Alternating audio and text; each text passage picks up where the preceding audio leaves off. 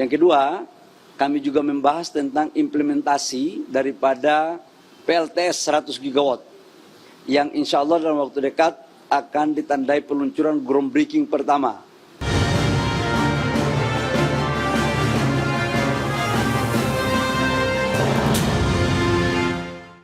Masih bersama kami dalam Market Review, pemirsa, pemerintah segera memulai implementasi proyek pembangkit listrik tenaga surya berkapasitas 100 gigawatt yang menjadi salah satu agenda transisi energi nasional.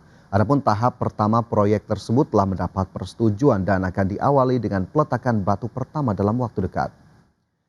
Menteri Energi dan Sumber Daya Mineral Bahlil Lahadalia mengatakan rencana percepatan proyek PLTS tersebut juga dibahas dalam rapat terbatas bersama Presiden Prabowo Subianto pada Selasa kemarin. Bahlil menambahkan Presiden Prabowo Subianto direncanakan akan memimpin langsung seremoni groundbreaking perdana proyek tersebut. Yang kedua, kami juga membahas tentang implementasi daripada PLTS 100 gigawatt yang insya Allah dalam waktu dekat akan ditandai peluncuran groundbreaking pertama. Jadi ini langsung sudah jalan menyangkut dengan PLTS dan tahap pertama sudah disetujui untuk bisa dilaksanakan. Nanti Bapak Presiden sendiri yang insya Allah dalam rencananya akan meresmikan. Dan pemirsa, untuk membahas tema kita selanjutnya PLTS 100 gigawatt jaga konsistensi transisi energi sudah tersambung melalui Zoom dengan Fabi Tumiwa, CEO Institute for Essential Services Reform atau IESR. Pak Fabi, terima kasih sudah bergabung bersama kami dalam Market Review hari ini. Sehat ya Pak? Sehat, terima kasih Fajar. Baik, tadi sudah kami sampaikan informasi terkait dengan PLTS 100 gigawatt begitu ya. Bagaimana kemudian IESR menilai target proyek PLTS 100 gigawatt yang dicanangkan pemerintah? Apakah target tersebut realistis untuk dicapai dalam transisi energi yang sudah berjalan sejauh ini? Ya, yang pertama bahwa kita memang membutuhkan akselerasi peningkatan energi surya, ya, energi terbarukan khususnya energi surya. Mengapa? Yang pertama kita tahu bahwa energi surya itu tersedia ya di seluruh Indonesia. Ya, mau dari Sabang sampai Merauke, Indonesia punya potensi energi surya yang cukup besar. Data Kementerian SDM menunjukkan ada 3.400 gigawatt. Kalau data dari IESR berdasarkan ketersediaan lahan dan intensitas sinar matahari, itu bahkan bisa mencapai 20.000 gigawatt. Jadi dari sisi potensi itu sangat besar. Yang kedua, teknologi energi surya itu karena sifatnya modular, itu bisa dengan mudah dipasang dan disesuaikan. Ya, dipasang di seluruh Indonesia ya, dan juga untuk mengatasi tantangan misalnya logistik ya, ada di pulau-pulau kecil, daerah-daerah terpencil. Jadi teknologinya sangat tepat ya jika ingin dipasang di seluruh Indonesia dari Sabang sampai Merauke. Nah, yang ketiga juga yang harus diperhatikan bahwa hari ini listrik dari pembangkit listrik tenaga surya itu adalah energi listrik yang paling murah dibandingkan dengan pembangkit-pembangkit lain. Jadi kalau kita lihat dari karakteristik ini, jadi pengembangan PLTS itu sesuatu yang cocok sebenarnya untuk kondisi Indonesia dan kebutuhan kita. Nah, yang jadi pertanyaan tadi adalah apakah kita bisa membangun mungkin lebih tepat ya 100 gigawatt dalam waktu yang dicanangkan oleh Presiden. Kemarin Presiden mengatakan 2 sampai 3 tahun. Kajian IESR memang menilai target 100 gigawatt dalam waktu 3 tahun itu sesuatu yang menantang. Mengapa? Karena ada banyak hal yang harus dipersiapkan. Ya, mulai dari perencanaan, pendanaan, lalu kemudian eksekusi, bankable project dan lain sebagainya, sehingga memang kita butuh waktu untuk merencanakan dengan baik ya. Nah, tetapi kami juga sudah mengeluarkan laporan berjudul Solar Archipelago pada bulan Februari lalu yang memberikan gambaran peta jalan untuk mengeksekusi PLTS 100 gigawatt ini. Dalam perhitungan kami ya, untuk 2-3 tahun itu adalah proyek-proyek low hanging fruit itu bisa dilakukan ya. Dan hingga nanti 2030 kalau ini dilaksanakan dengan terstruktur, dilaksanakan dengan tata kelola yang baik, dan dilaksanakan secara paralel, ya, untuk beberapa segmen, sepertinya target itu bisa tercapai di 100 gigawatt. Yang harus kita ingat adalah karena sifatnya yang modular, 100 gigawatt itu tidak dijalankan satu-satu, tapi bisa dijalankan secara bersamaan di waktu yang sama di berbagai tempat. Nah, ini mungkin yang membedakan dengan pembangkit energi terbarukan lainnya. Oke, jadi memang masih cukup apa ya, bisa kita katakan optimistis sebetulnya dalam 2 hingga tahun ke depan seperti yang kemudian dicanangkan bisa saja tercapai, tapi catatannya memang cukup banyak begitu ya Pak Fabi, apa yang kemudian harus disesuaikan ataupun dilakukan di lapangan. Tapi apa kemudian yang Anda lihat menjadi bottleneck paling besar lah di lapangan untuk kemudian pencapaian ini bisa disegerakan atau diwujudkan dalam waktu yang tadi sudah dicanangkan oleh Presiden terutama? Ya, kalau kita lihat hari ini yang jadi pertanyaannya adalah itu akan dibangun di mana sih gitu ya. Kalau saya lihat dari pernyataan Menteri SDM kemarin, beliau mengatakan dalam waktu singkat Presiden akan memulai groundbreaking-nya dan juga peresmian. Nah, kalau beberapa bulan lalu memang sudah ada pembahasan ya. Jadi setelah kita mengalami krisis energi karena ada krisis di Selat Hormuz, sebenarnya program 100 gigawatt itu sudah di-relaunching oleh Presiden. Ya, kira-kira begitu dibandingkan dengan yang tahun lalu, karena sebenarnya inisiasi 100 gigawatt itu sudah dimulai dari tahun lalu. Tapi dipercepat sepertinya seiring dengan adanya tantangan krisis energi yang kita hadapi. Nah, dengan skema yang baru ada indikasi yang sudah terindikasi untuk tahap pertama itu adalah 17 gigawatt, di mana salah satunya adalah penggantian PLTD dengan PLTS plus BESS plus battery. Nah, ini PLTD yang dioperasikan oleh PLN ya, dan beberapa pembangkit lain totalnya ada 17 gigawatt. Jadi kalau kita lihat sebenarnya indikasi proyeknya ada, tetapi tentunya tidak cukup sampai pada indikasi proyek. Proyek ini harus dipersiapkan ya, dan untuk nanti bisa dieksekusi. Nah, saya belum melihat ada rencana yang lengkap ya berkaitan dengan implementasi dari 17 gigawatt yang diidentifikasi untuk tahap pertama. Jadi itu mungkin yang kita lihat. Nah, yang kedua menurut saya tantangan yang juga cukup besar itu adalah pengadaan. Ya, kita lihat kalau PLTS ini kan terdiri dari sejumlah komponen ya, ada modul surya, ada inverter, ada baterainya ya. Desainnya akan seperti apa dan pengadaannya akan seperti apa. Nah, ini yang juga menjadi penting. Kalau kita lihat sekarang, misalnya modul surya itu di Indonesia, menurut data kami ISR, ada kapasitas produksi modul surya antara 10 sampai 14 giga. Jadi kita bisa memanfaatkan produksi modul surya yang sudah ada di Indonesia, dan saya rasa dengan kapasitas itu tidak terlalu sulit ya. Jadi 10 sampai 14 giga per tahun itu cukup untuk bisa memenuhi kebutuhan di tahap pertama. Sebagian besar mungkin lebih dari 90% kapasitas itu adalah modul-modul tier 1 ya, yang harusnya bankable gitu ya. Jadi dari sisi itu tidak masalah, tapi komponen yang lain ya, baterai misalnya, itu harus dilihat apakah kita bisa memenuhi dari produksi di dalam negeri.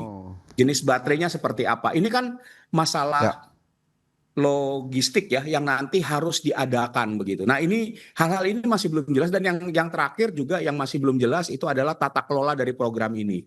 Siapa yang akan menjadi koordinator, bagaimana program ini akan dilaksanakan, oleh siapa saja, apakah oleh PLN, akan melibatkan kementerian mana saja, bagaimana peran dari pemerintah daerah dan lain-lain, itu masih belum terlalu jelas. Dan ini sebenarnya nanti akan menunggu dari Perpres atau Kepresnya ya, untuk 100 gigawatt yang setahu saya sedang disiapkan. Oke, masih menunggu Perpres untuk program 100 gigawatt. Tadi 3 hal utama begitu ya disoroti oleh ISR terkait dengan tadi mengejar target 100 gigawatt dari sisi PLTS itu tentu juga patut dicermati seharusnya begitu ya terkait dengan penyusunan dari Perpres yang memang tengah berlangsung. Pak Fabi, kita akan lanjutkan kembali bahasan kita di hari ini tapi nanti kita jeda terlebih dahulu. Pemirsa tetaplah bersama kami, Market Review segera kembali usai jeda. Anda kembali bersama kami dalam Market Review, pemirsa, dan terkait pembahasan kita di sesi kali ini saya ingin mengajak Anda untuk melihat sejumlah infografis yang sudah kami persiapkan. Di mana yang pertama terkait dengan kapasitas terpasang PLTS di Indonesia dalam satuan megawatt. Pemirsa, kita lihat di tahun 2021 207,7 megawatt, kemudian meningkat di tahun 2022 di 292,3 megawatt, kemudian meningkat cukup tajam di tahun 2023 600 megawatt, di tahun 2024 909,4 megawatt, dan di 2025 tentu pencapaian yang harus kita apresiasi 1494,1 megawatt. Sementara kita lihat masih dari PLTS di Indonesia, target tambahan kapasitas PLTS berdasarkan wilayah di 2034 berdasarkan satuan gigawatt. Pemirsa, untuk wilayah Jawa Bali kita lihat ini memang masih yang paling mendominasi 10,93 gigawatt target yang ingin dicapai, sementara di Sumatera 1,61 gigawatt PLTS, kemudian di Sulawesi 1,53 gigawatt, Kalimantan 1,52 gigawatt, sementara itu dari Nusa Tenggara, Maluku, dan Papua sebesar 1,47 gigawatt. Dan kembali kita lanjutkan diskusi kita hari ini masih bersama kami Bapak Fabi Tumiwa. Fabi, tadi Anda sudah menyebutkan begitu ya 3 hal utama yang memang menjadi catatan. Tapi kalau kita lihat rekomendasi ISR sendiri untuk penempatan ataupun lokasi geografis yang memang masih sangat mungkin untuk direalisasikan dalam pengejaran target 100 gigawatt PLTS ini di mana saja sebetulnya Pak Fabi? Ya, kami melakukan assessment gitu ya. Kalau kita lihat 100 gigawatt itu bisa dibangun dari mana saja sih. Kita memang memprioritaskan beberapa kira-kira tipe proyek ya untuk tahap pertama. Yang pertama adalah penggantian PLTD dengan BESS ya, PLTD dengan solar plus BESS gitu, dengan PLTS plus battery. Nah, kenapa itu? Dan kita lihat hari ini PLN mengoperasikan kira-kira 3,3 gigaan lah kira-kira PLTD di seluruh Indonesia. Nah, PLTD ini sebenarnya bukan program baru, penggantian PLTD dengan PLTS itu sudah dicanangkan dari 3-4 tahun yang lalu ya, tapi memang eksekusinya masih sangat lambat. Nah, ini menjadi penting, menurut kami bisa jadi prioritas karena 2 hal. Yang pertama, PLTD itu biaya listriknya mahal sekali, terutama dengan kondisi hari ini di mana harga BBM ya khususnya minyak solar itu harganya cukup mahal, sehingga harga listrik dari PLTD itu mungkin ya bisa mencapai 7.000 sampai 9.000 rupiah per kWh. Ya, ini sangat mahal. Oleh karena itu penggantian dengan PLTS plus BESS itu membawa keuntungan bagi PLN, bisa menurunkan biaya pokok produksi tenaga listrik, dan yang kedua juga buat pemerintah untuk menurunkan subsidi listrik. Ya, dan juga berdampak untuk mengurangi impor BBM. Ya, itu prioritas pertama, dan ini kami dorong karena banyak PLTD itu dioperasikan di daerah-daerah Indonesia Timur. Ya, ada di Bali, NTB, NTT, Maluku, Papua, bahkan sejumlah daerah di Sulawesi ya. Nah, dan ada beberapa pulau di Indonesia bagian barat. Nah, ini kalau bisa digantikan dalam waktu 2 tahun ke depan, kita bisa melihat tidak saja subsidi itu menjadi menurun, tetapi akses energi bagi masyarakat itu juga bisa lebih baik begitu. Karena dengan PLTD ya pembangkitnya tidak nyala 24 jam. Ya, dengan PLTS plus BESS diharapkan bisa menyala 24 jam gitu. Listrik yang tersedia. Yang kedua juga hari ini yang kemarin juga disampaikan oleh Menteri SDM itu adalah program listrik desa. Ada 11.000 desa yang belum berlistrik ya, yang katanya sudah 2025 kemarin terbangun 1.400 desa. Menurut kami penyediaan listrik untuk desa ini juga bisa langsung menggunakan PLTS plus BESS ya, jangan menunggu misalnya menggunakan pembangkit diesel lagi walaupun skala kecil. Jadi sebenarnya kalau dirancang dengan baik, model PLTS komunal dengan baterai ya itu bisa dilakukan. Dan saya kira kalau pelistrikan desa ini dilakukan oleh PLN, mereka sudah paham karena juga melakukan hal yang sama di beberapa tempat yang lain. Yang ketiga juga yang perlu diprioritaskan, dan ini sebagian besar ada di Indonesia Timur ya, daerah-daerah itu. Lalu yang yang juga perlu adalah sebenarnya mengganti pembangkit listrik yang menggunakan BBM. Jadi ada sejumlah pembangkit listrik PLN, misalnya PLTGU, pembangkit listrik tenaga gas uap, yang harusnya pakai gas, tapi gasnya tidak tersedia, lalu mereka bakar BBM. Nah, ini juga cukup besar kan dari sisi kontribusinya pada biaya pokok pembangkitan tenaga listrik. Nah, kalau pembangkit-pembangkit ini bisa digantikan ya atau disubstitusi dengan PLTS plus BESS, itu juga akan berkontribusi secara signifikan ya terhadap penurunan biaya pokok produksi. Jadi ini yang saya kira tahap satu yang juga bisa disanding, bisa juga ditambahkan adalah proyek-proyek yang sudah masuk dalam RUPTL PLN seperti tadi yang sudah disampaikan.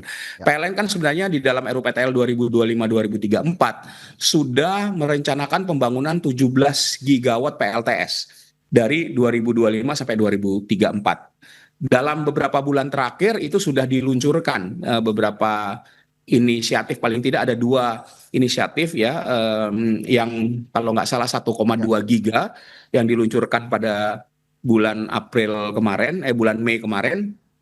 Ya, lalu yang sekarang sedang dipersiapkan juga tambahannya. Jadi paling tidak kalau ini dieksekusi, ini menurut saya bisa dieksekusi dalam waktu 2 sampai 3 tahun proyek-proyek PLN, dan ini adalah utility scale ya, utility skala besar yang akan dibangun sebagian besar ada di waduk-waduk ya, yang ini kalau dilakukan maka kita paling tidak bisa membuat sistem ketenaga listrikan lebih hijau, karena artinya bauran energi terbarukannya akan lebih besar. Nah, lokasinya memang tidak spesifik, tapi kalau saya lihat itu ada sistem-sistem seperti di Jawa, Bali, kemudian di Sumatera ya.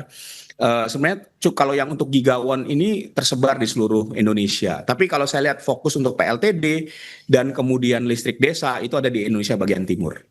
Oke, jadi memang tadi ada skema substitusi salah satunya yang memang bisa dilakukan untuk kemudian mempercepat dari implementasi pengejaran target PLTS 100 gigawatt. Ini banyak sekali yang bisa kita diskusikan, tapi mungkin satu pertanyaan terakhir, Pak Fabi. Pak Fabi kan tadi juga sudah sempat disebutkan, ini skemanya harus jelas siapa PIC-nya, siapa pemangku kepentingan utamanya dari target ini. Nah, belum lagi kalau kita bicara soal proyek 100 gigawatt kan ini besar ya Pak Fabi. Bagaimana kemudian skema pembiayaan kah atau investasi kah yang memang paling realistis, atau mungkin Anda punya bayangan tersendiri atau saran seperti apa seharusnya skema pembiayaan terkait proyek 100 gigawatt ini?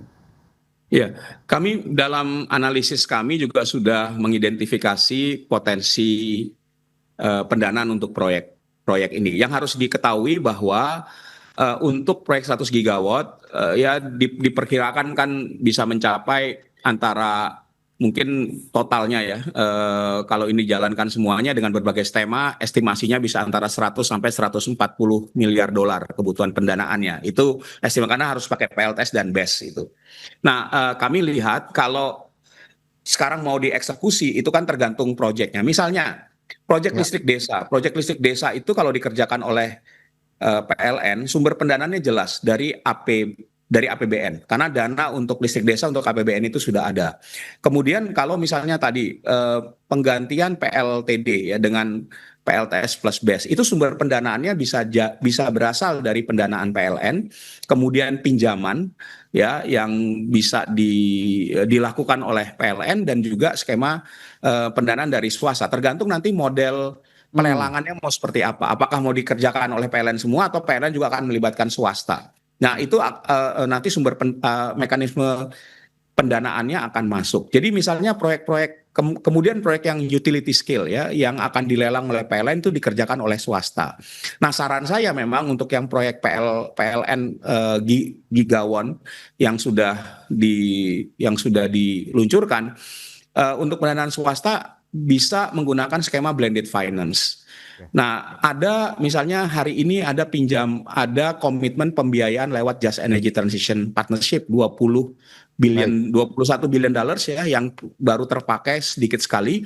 Itu mungkin bisa dipakai juga karena sifatnya ada concessional finance sama ada commercial financing. Kalau ini digabungkan akan sangat baik dan kemudian proyek-proyek lain ya nanti bisa disesuaikan melibatkan pembiayaan dari dalam negeri. Misalnya baik itu dari bank-bank BUMN, PT SMI misalnya juga punya yang juga kemudian bisa terlibat. Danantara saya kira juga bisa terlibat ya karena Danantara juga memobilisasi pendanaan. Kami menyarankan agar skemanya dibuat blended finance dan inilah sebenarnya salah satu yang perlu dimasukkan ke dalam Perpres yang sedang disusun tadi. Mekanisme pendanaannya seperti apa supaya bisa memobilisasi pendanaan dari berbagai sumber. Karena kalau menggunakan APBN saja tidak cukup dan tentunya risiko setiap proyek itu berbeda-beda yang nanti akan menentukan struktur dari pendanaan proyek itu sendiri. Oke, ya itu ini kira-kira. Jadi kita butuh blended finance lah kira-kira untuk proyek 100 gigawatt ini. Blended finance dibutuhkan, tapi lagi-lagi kejelasan harus dinyatakan begitu ya bagaimana kemudian skema pembiayaan dalam Perpres yang memang tengah disusun atau tengah berjalan begitu ya terkait dengan PLTS 100 gigawatt. Baik Pak Fabri, banyak yang sebetulnya bisa kita gali lebih lanjut tapi sayang sekali waktu kita terbatas. Terima kasih banyak Pak Fabri sudah hadir dalam Market Review hari ini. Sehat selalu, sukses selalu untuk Anda. Terima kasih. Dan pemirsa, sudah 60 menit kami menemani Anda dalam program Market Review. Ikuti terus beragam informasi pilihan hanya di IDX Channel TV Bisnis nomor 1 di Indonesia. Saya Fajar Wayong pamit undur diri. Terima kasih. Sampai jumpa.